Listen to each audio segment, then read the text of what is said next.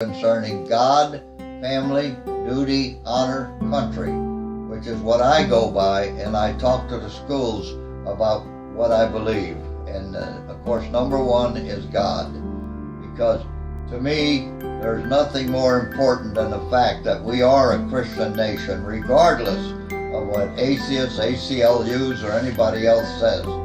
But there's never been anything in the Constitution that says separation of church and state. It is not there. You can't find it. And all it says is Congress shall not make any laws supporting any particular religion in that. It says nothing about separation of church and state. And you could prove that by when you go to Washington, D.C., you have the film, you have the Washington Monument, which at the top it says Los Deos. On the different steps of the Washington Monument are quotes from the Bible. And they've been there and no one has dared change them, because that's the way country was formed. And then there's my Oreo here, checking to see if we're doing it right. He's always he's the center of attention.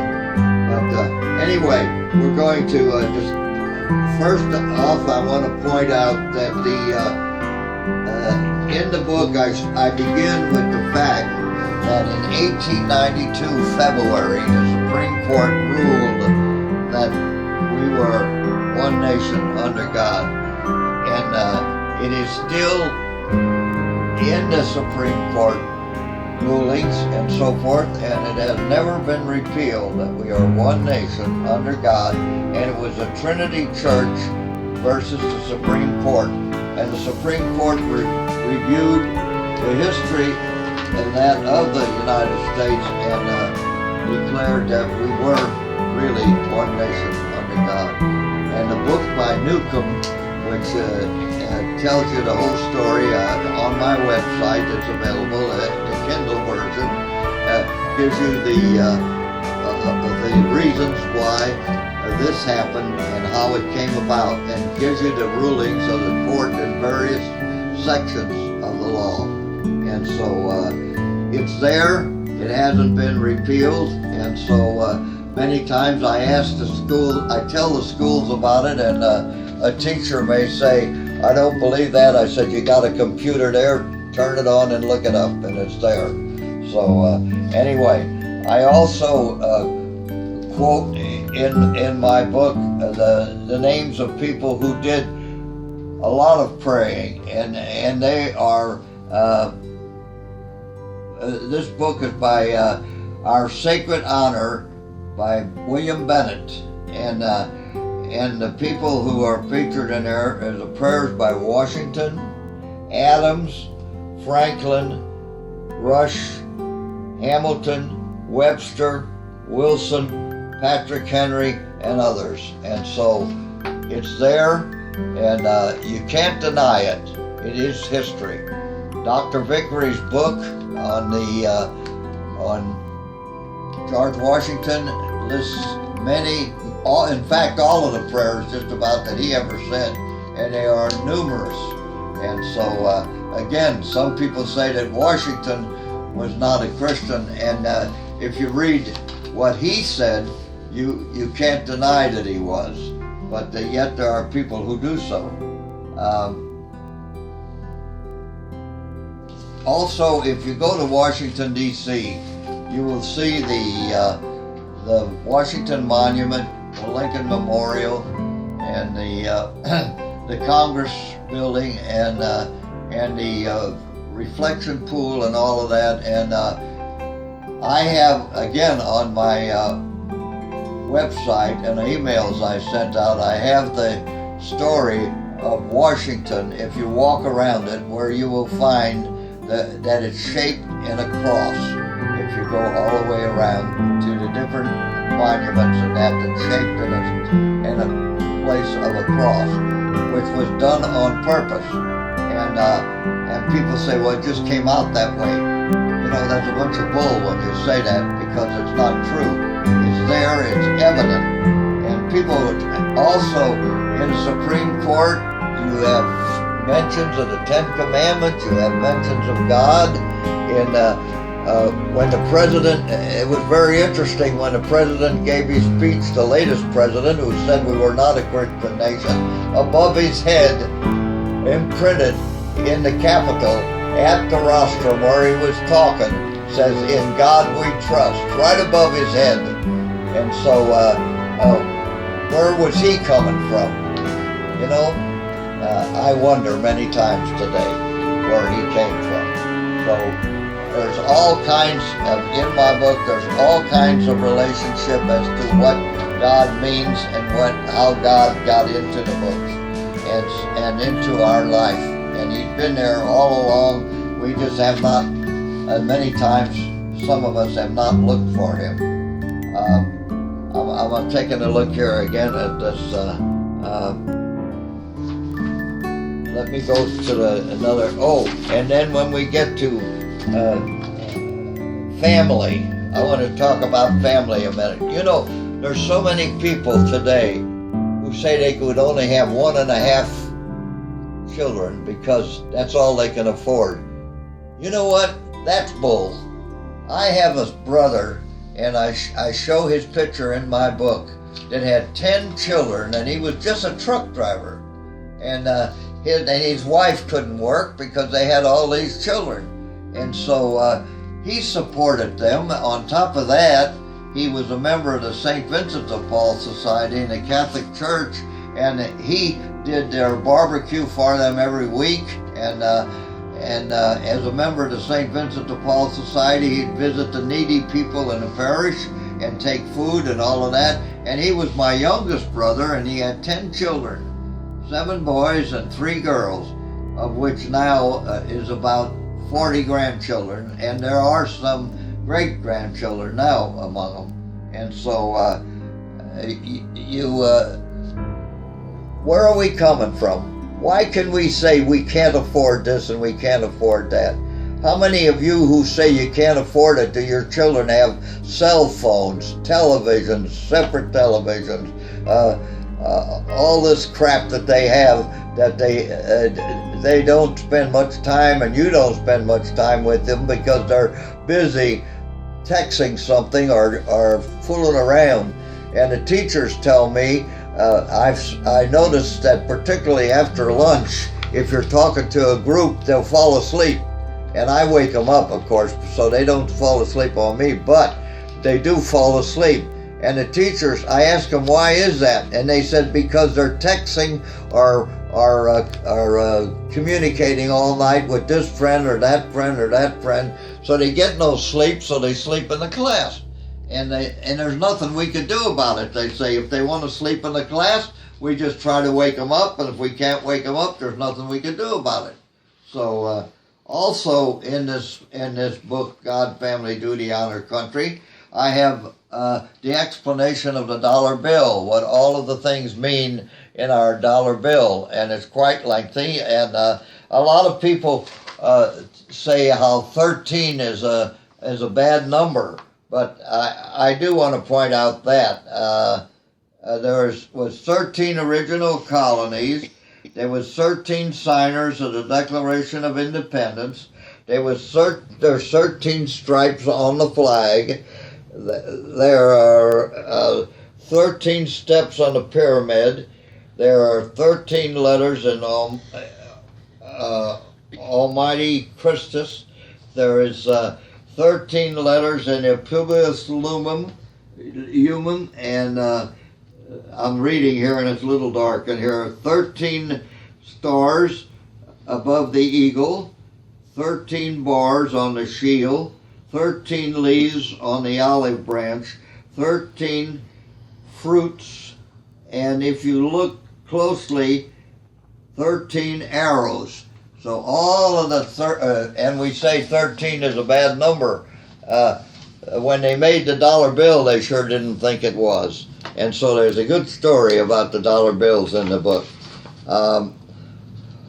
Also, I have a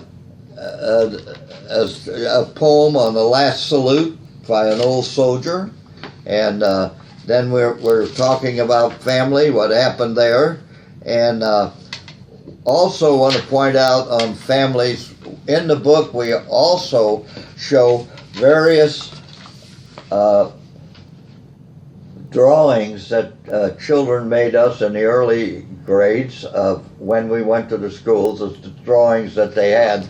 We have a complete book of a lot of the drawings, but we just put some of them in this book, and it gives you some idea of what they did and what they do and what I still get from various schools. So that's another part of the book that I cherish. Then after we do the pictures of the various things that they do, we have then the various letters from high school students of what they said to us in writing. And one of the writings in here is from the son of one of my original World War II veterans who has passed away.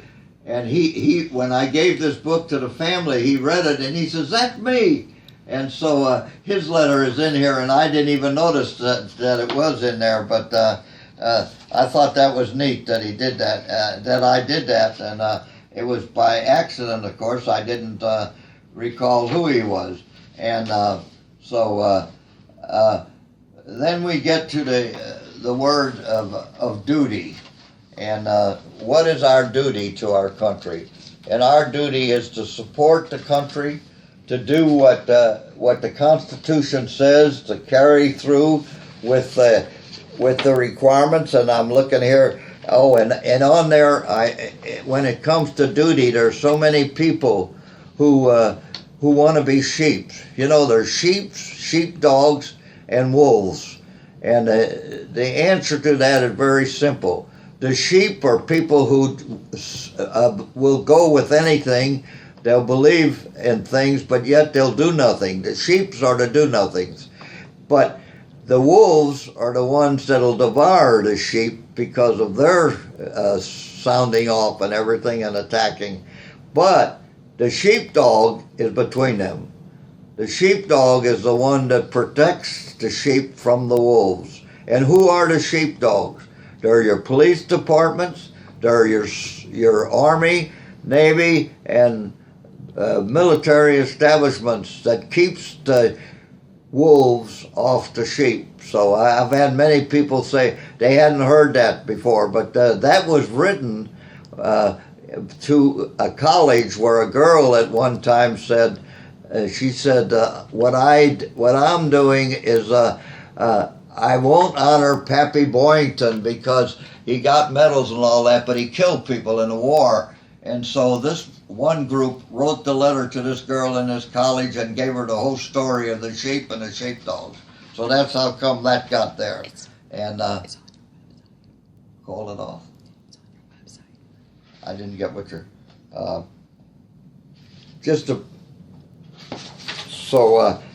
and then we get honor.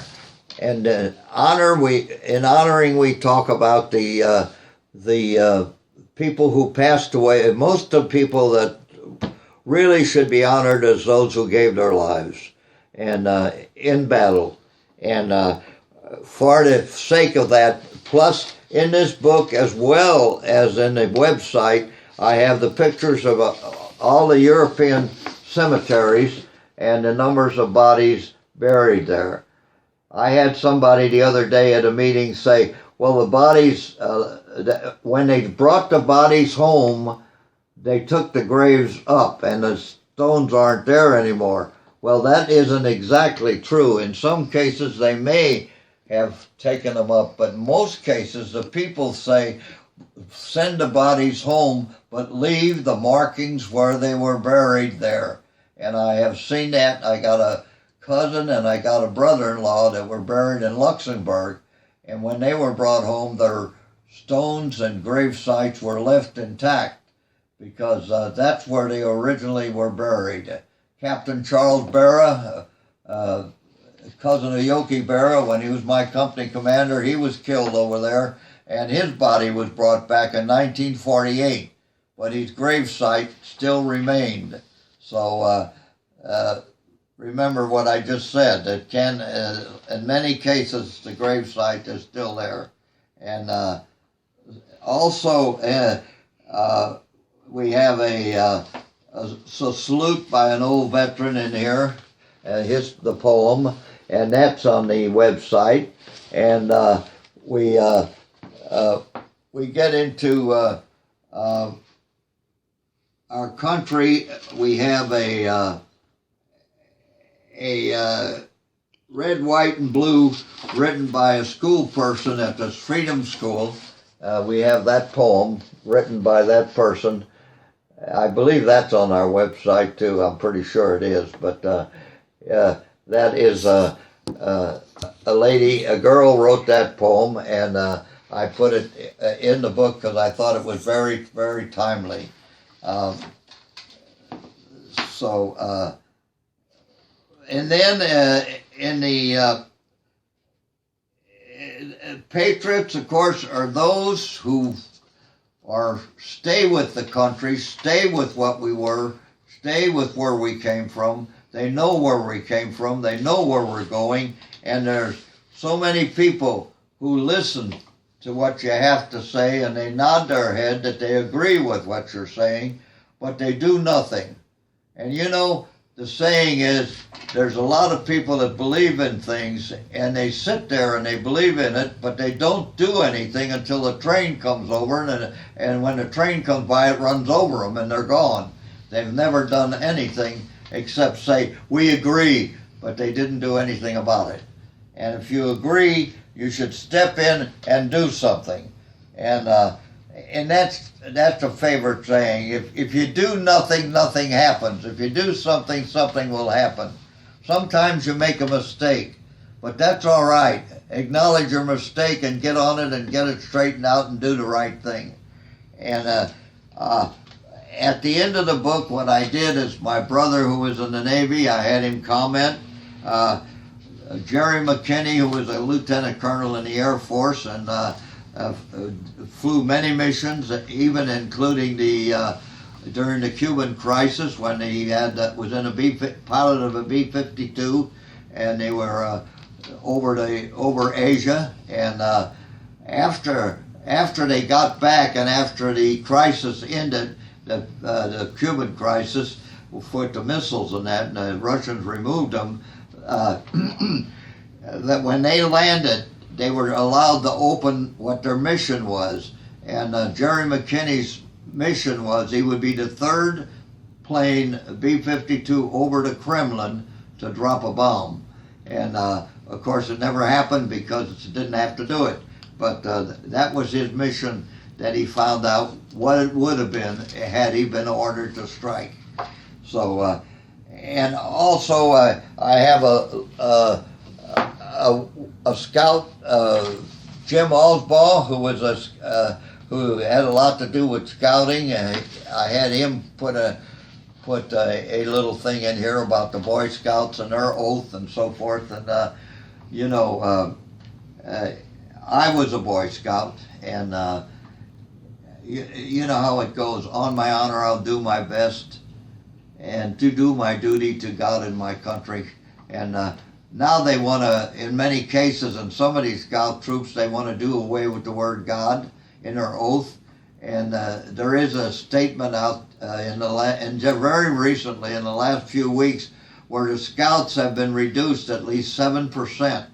And that's another thing that,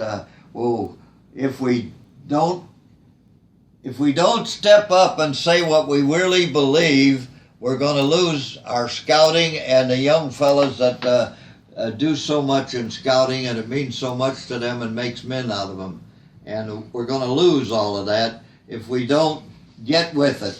And the sad case of it is you have to be there to do it. And again, that's my book on God, Family, Duty, Honor, Country. It's available just for a few bucks, and I have it at the various meetings, and we have a picture of it on the website. And again, we refer you to the book by Newcomb, the Kindle book, version where you could leaf the pages on the off of the website and read what the Supreme Court said. So with that,